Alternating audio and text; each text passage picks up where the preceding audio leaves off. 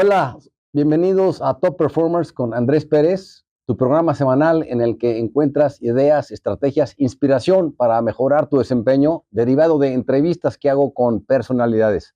El día de hoy nos acompaña una persona con una historia excepcional. Él es empresario, mentor, conferencista y autor de un libro muy interesante, Del barrio al éxito, que básicamente resume su vida.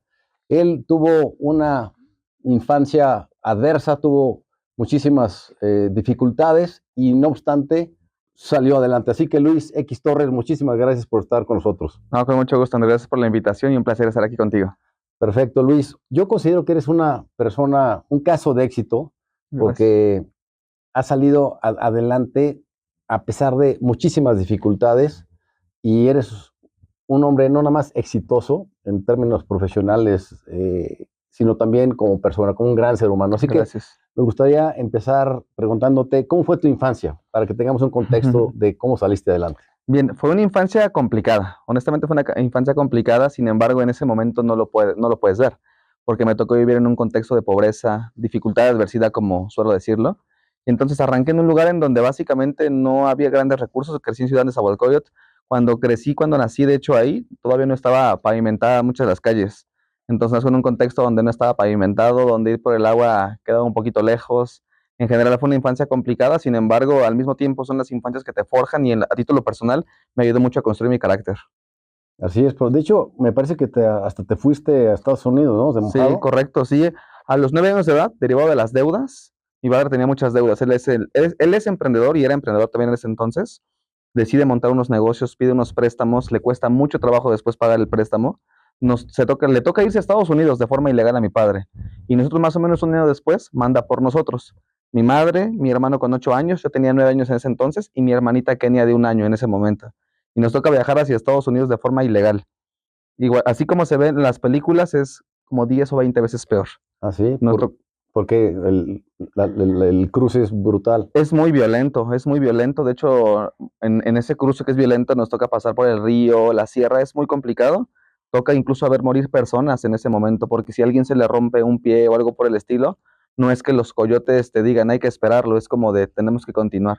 Eso es muy violento, es muy rudo, es complicado y bueno, logramos llegar a Estados Unidos y llegamos a Compton, California, justamente a vivir de forma ilegal.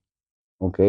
Y digamos, en esa etapa, ¿cuál habrá sido el acontecimiento más duro a manera de experiencia, pero que lo transformaste en un aprendizaje importante en tu vida? Es una excelente pregunta porque fueron dos momentos importantes en mi infancia que marcaron mi vida y que hicieron parte importante del forjar mi carácter. Uno fue justamente cruzar el río. Te visten todo de negro, precisamente para que te pierdas entre pues la oscuridad y demás. Fue de noche cuando cruzamos, te visten todo de negro, llevas tu ropa y llevas agua en bolsas de plástico completamente selladas y entonces empiezas a cruzar la parte del río. Es muy violento, es muy agresivo ver cómo el río al mismo tiempo se mueve, pero no se mueve, es peligroso. Y entonces el hecho de cruzar con mi hermano de 8 años, con mi mamá, fue muy violento hacer ese cruce. Y después llegando a los Estados Unidos, vivíamos en Compton, California, en un garage. Guardaban los carros en un costado y nosotros dormíamos en el costado. La forma en la que nos sosteníamos, y eso también fue muy importante, es que vendíamos mariscos y comida de forma ilegal en la playa de Santa Mónica y también en Paramount, California, en un Swamit, que son como los tianguis allá. Entonces, el hecho de cruzar el río, el hecho de vivir en un garage en Compton, California, y el hecho de vender comida de forma ilegal fue impactante para mí, primero para forjar resiliencia y segundo también para aprender a generar ingresos, incluso en un país que no era el mío. Ahora, tú has hablado sobre tu padre, me recuerdo Ujú. que platicaste de que te inculcó principios de bien. ¿Cuáles Sí, fueron estos principios? ¿Cómo fue la relación con tu padre? bueno, hace no mucho en una reunión que compartimos, de hecho, me preguntaban que cuál era mi superhéroe favorito. Y mientras la gran mayoría puede contestarte Spider-Man, Thor, etcétera, yo respondí mi padre. Mi padre es mi héroe, es la persona más importante en mi vida y lo veo como un mentor, claro, junto a mi madre, que también es una gran mentora, mi familia, mis hermanos. Sin embargo, mi padre lo veo como ese superhéroe. ¿Por qué? Porque cuando yo era pequeño, él me aconsejaba, me transmitía, me enseñó muchos principios importantes el día de hoy, como por ejemplo la lealtad. La lealtad es algo que no se puede comprar con dinero. La lealtad, la honradez, la ética de trabajo también. Entonces mi padre, con base en muchas de sus experiencias, aventuras de su infancia e historias, me fue educando durante toda mi vida. Hasta la fecha, es momento que tengo 36 años, tengo una dificultad y la primera persona a la que acudo es a mi padre por su experiencia y su sabiduría. Qué bien, yo comparto Ujú. la misma cercanía con mi papá, fue mi gran mentor y es una maravilla. Todavía Ujú. está vivo y también le Es una sigo bendición. consultando cosas. Oye, ¿y en qué momento te nació la idea de ser emprendedor?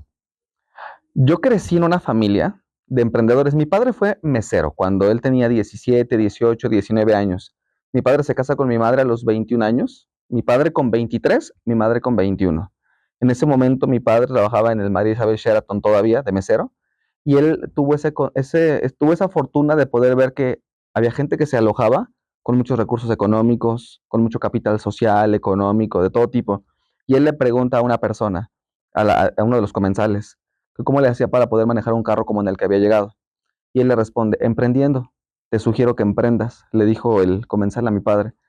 En ese momento mi padre toma una decisión, decide renunciar a su trabajo, mi madre todavía embarazada de mí, y montó un emprendimiento de serigrafía. Entonces, para cuando yo nazco, yo crecí entre marcos, entre playeras, entre Mm. estampados y muchas cosas así.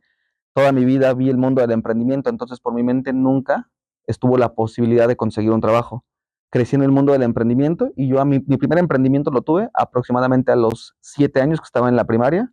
Mi padre hacía dibujos de Dragon Ball, me los entregaba a mí, yo los vendía en la escuela. Hice mi primer emprendimiento. Ok, y a ver, platícame de otros, cómo fuiste evolucionando con otros Sí, negocios. mi primer emprendimiento como tal fue vendiendo dibujos en la escuela, en la primaria. Ujú.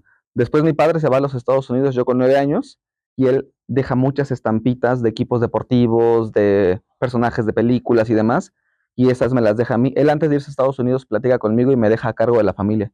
Me dice, tú eres el mayor, tu hermano tiene 8 años, tu hermana tiene 1 año, tu mamá está enferma, mamá se queda enferma aquí en México, y me dice, te dejo este material para que lo vendas, y en lo que yo llego a Estados Unidos, te haces responsable y cargo de la casa. Y entonces me puse a vender las estampas en la escuela con mis amigos, saqué mis juguetes a la calle y a los 9 años yo vendía estampas y vendía juguetes en la calle y en la escuela. Ese fue mi segundo negocio. Vivimos en Estados Unidos y monto otro negocio. Vendo comida.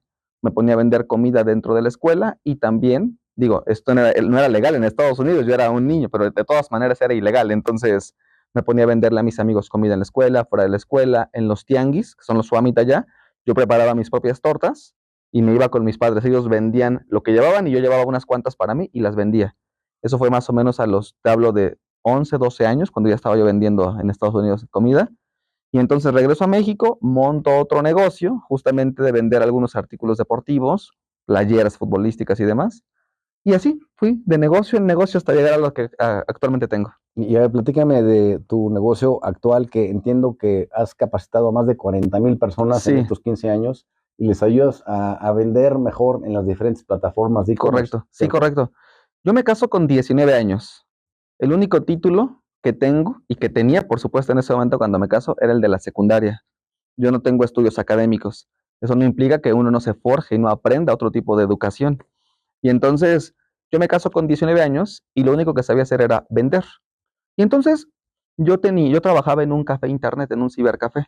Es un café que mi papá nos puso a mi hermano y a mí como negocio, entonces trabajaba, pero al mismo tiempo era mío. Entonces yo todo el tiempo estaba ahí formateando computadoras, tratando de crecer ese negocio.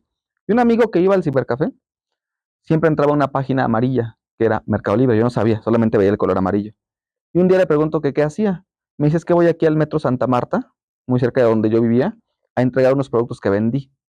Me llamó mucho la atención. Le pregunté un poco más de información y él me introduce al mundo de Mercado Libre. Y entonces me caso con 19 años. Salma, cuando nace mi hijo, Salma ya tenía 18 años. De hecho, ella tenía 17 cuando nos conocimos, yo tenía 19 años. Entonces, bueno, nos conocimos un poco antes, te platico más bien ahí un poquito cuando ya estábamos a punto de casarnos. Y entonces, yo 19 años, nace mi primer hijo, yo no sabía hacer absolutamente nada más que vender. En ese momento yo no sabía la potencia de las ventas. Hoy es una bendición saber vender. Y entonces, recuerdo que mi amigo vendía el Mercado Libre, tenía ciertas habilidades de ventas, decido empezar a publicar productos en Mercado Libre y un producto que compré hoy en 800, lo publico en Mercado Libre y lo vendo en 2000, en menos de 24 horas. Me había ganado en menos de 24 horas lo que me tomaba a veces una semana o 10 días ganarme. Y ahí empiezo a vender justamente el Mercado Libre. A los 21 años me empieza a ir al principio muy mal, Mm. entonces tuve como esa bendición de vender muy rápido, luego seguía vendiendo cosas, pero no podía sostener casi a mi familia con eso, o sea, yo tenía Yo me iba en las mañanas a la leche de la Conasupo, no sé si la recuerdo, ya tiene mucho tiempo de eso.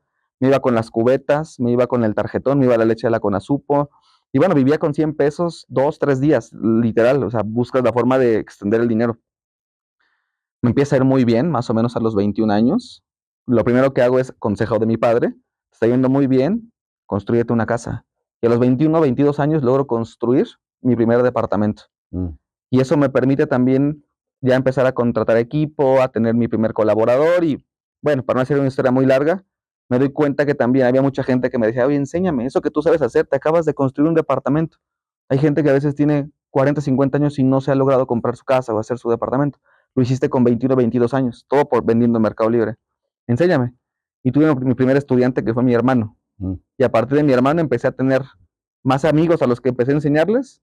Hoy por hoy, para hacer una historia muy larga, bastante corta, tenemos más de 40,000 estudiantes en todo México, en algunas partes de Latinoamérica, a los que les enseño a vender en Amazon, Mercado Libre, tiendas virtuales y demás. Qué interesante. Oye, y mucha gente tiene, digamos, asimilada la creencia de la escasez Sí. y tú la tienes de abundancia. ¿Cómo invitarías a la gente a transformar sus Sí. creencias para que sean abundantes en todos los sentidos? Sí, y principalmente cuando venimos de un contexto de pobreza, normalmente cuando venimos de un contexto de pobreza o dificultad, estamos muy programados precisamente para esa escasez de la que platicas, Andrés. Estamos muy programados para esa escasez que estás comentando ahorita. Y fue un proceso, yo siempre le digo a mis estudiantes, no es el negocio, es la persona en la que tú te tienes que convertir para que ese negocio funcione. No es tu familia, o sea, no es tu familia, no es tu negocio, es la persona en la que tú te tienes que convertir para que funcionen las cosas. Y entonces, algo que yo he trabajado mucho es precisamente la parte mental, emocional y espiritual. Para mí Dios es muy importante. Para mí Dios es muy importante, para mí las escrituras son muy importantes y me parece que hay un manual muy profundo ahí de cómo empezar a elevar nuestro umbral de merecimiento. Y eso es algo que hace unas horas antes de venir acá le di clase a un grupo de estudiantes y hablábamos justamente de elevar el umbral de merecimiento. Lo primero es que la gente no lo logra porque ni siquiera cree que se lo merece. Entonces, lo primero que tenemos que hacer es elevar nuestro umbral de merecimiento, elevar nuestros estándares y empezar a educarnos mucho, sí en educación financiera, sí en la parte de negocios, pero también en la parte espiritual, mental, emocional. En la medida que uno empieza a entender cómo elevar su nivel de energía, su nivel de pensamiento, nos empezamos a acercar a eso que nuestros sueños más locos quieren ser logrados. Muy bien. Y en los cursos online que tú das, que la mayoría son on demand, Sí, sobre demanda, hay mucha gente que los critica y dice, ya está sobresaturado el sí. mercado, hay muchos contenidos repetidos, algunos no muy puntuales. ¿Tú qué opinas Ujú. al respecto? Yo lo primero que pienso es que la educación siempre es muy importante. Siempre hay que estar buscando educarnos. A nivel financiero siempre se dice que no existen inversiones con cero riesgo. Siempre hay un riesgo. Yo creo que sí hay una inversión que no tiene riesgo y es invertir en ti mismo. El hecho de que inviertas en ti siempre te va a traer crecimiento. Siempre. Por peor inversión que sea, siempre te va a llevar a un siguiente nivel. Entonces, lo que yo pienso con relación al tema de la educación en línea es que sí, cada vez hay más vendehumos, cada vez hay más gente que realmente te entrega paja y por eso se vuelve muy importante identificar un mentor. Y el mentor es aquella persona que ya haya logrado lo que tú quieres lograr. Por ejemplo, yo invierto mucho en educación, invierto mucho en mí. Y lo primero que busco cuando voy a invertir en un mentor es que esa persona haya logrado lo que yo quiero lograr en esa dimensión de su vida. Si esa persona ha logrado lo que yo quiero lograr, y siempre me hago esta pregunta, Luis, ¿tú intercambiarías tu vida con él en esa dimensión? Si la respuesta es no, no invierto. Si la respuesta es sí, por ejemplo, aquí en tu libro, ¿no? Que vemos Conquista tu propia montaña. Yo quisiera tener el placer de poder escalar, ya deja del Monte Everest, o sea, ya por el pico de Orizaba, ¿no? Hace un tiempo escalé los Dínamos y casi no lo logro con la rodilla súper inflamada. Entonces, ¿qué haría? Buscaría una persona como tú que lo haya hecho, principalmente que lo hiciste con tu hijo. Y en ese momento yo diría, yo quiero hacerlo con mi hijo, entonces quiero aprender de él. Me hago de toda tu información, me hago de tus libros, de tus programas.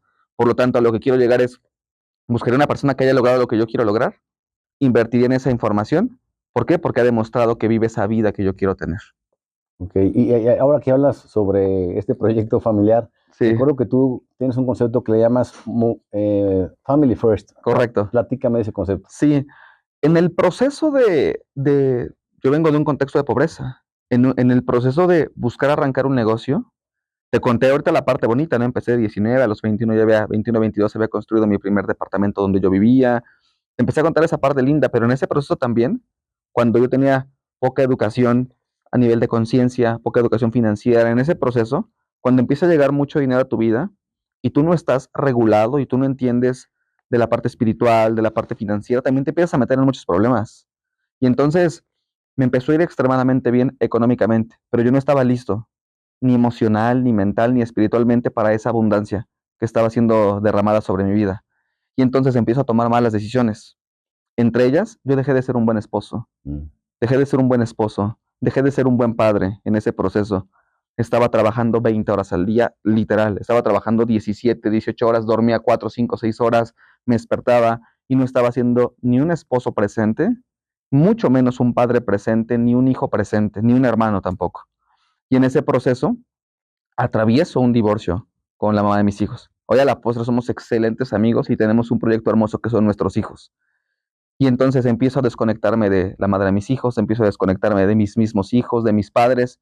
Y cuando uno pierde el rumbo, porque dejé de ver incluso a mi padre como un mentor, empecé a alejarme de su consejería, empecé a alejarme de lo que te hace estar bien y empecé a tomar malas decisiones. Y empecé a tener amistades que no son las adecuadas. Empecé a asistir a lugares que no eran los adecuados, en los horarios que no eran los adecuados y empecé a tomar malas decisiones en mi vida. Y eso me lleva a separarme de mi esposa y me lleva a dejar de ver a mis hijos durante un tiempo y a mis padres también. Y caí en una espiral descendente muy complicado, del cual fue para mí muy difícil salir. Sin embargo, llego a la palabra de Dios, empiezo a retomar la consejería de mi padre, empiezo a retomar el camino, eventualmente recupero mi matrimonio, eventualmente recupero la conexión con mis hijos y empiezo a ir por un buen camino otra vez. Y entonces, al final terminé separándome de Salma, hoy somos excelentes amigos, tenemos un proyecto hermoso, como siempre digo. Sin embargo, en ese momento yo dije, yo quiero ser un ser humano diferente. Y me doy cuenta que como en ese momento ya tenía yo muchos estudiantes también. Y dije, yo necesito primero establecer bien mi vida y ya no solamente enseñar de negocios, sino también enseñar cómo podemos construir un negocio family first. ¿Y qué es un negocio family first? Es un negocio que prioriza y que impulsa a la familia. O sea, el negocio está diseñado para generar flujo de efectivo, no como la meta final, sino construir un negocio que impulse y que priorice a la familia. Y decido construir todo este movimiento, que es un negocio Family First, que prioriza el amor, la salud, la libertad y por supuesto el dinero. Y el dinero solo como un mecanismo para que tu familia esté mejor. Perfecto, Luis. Oye, vamos de maravilla. Si te parece, ahorita vamos a parar en esta primera parte de la entrevista, porque estamos haciendo unas pruebas de 20 minutos Sí, y vamos a dejar para la siguiente semana la segunda parte de la entrevista, si te parece. me parece Así perfecto. que, amigos, muchísimas gracias por esta primera parte, porque espero que les haya gustado.